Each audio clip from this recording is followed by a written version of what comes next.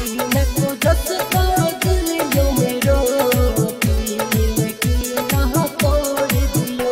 एयर recording studio देरगाता।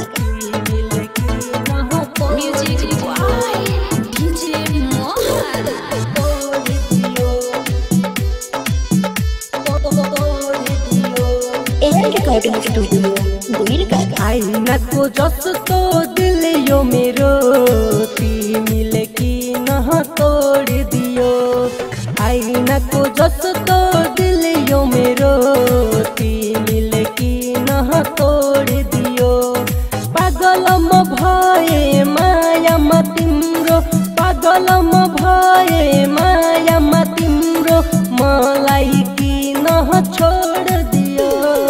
आईना को जस तो दिल यो मेरो मिले किन तोड दियो। आईना को जस तो दिल यो मेरो मिले किन तोड दियो।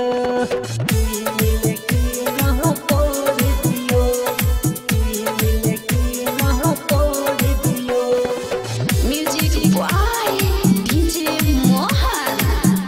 मिले किन तोड दियो।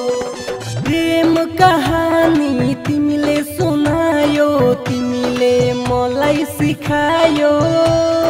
फेरि मेरो के गलती भयो, किन मलाई रुलायो, किन मलाई रुलायो, किन मलाई रुलायो। प्रेम कहानी तिमीले सुनायो, तिमीले मलाई सिखायो। फेरि मेरो के गलती भयो, मलाई किन रुलायो, मलाई किन रुलायो, मलाई किन रुलायो। छाती भित्र तीर मेरो तिमीले किन घोप दियो। छाती भित्र तीर मेरो तिमीले किन घोप दियो। पागलम भए मायामा तिम्रो, पागलम भए मायामा तिम्रो, मलाई किन छोड दियो।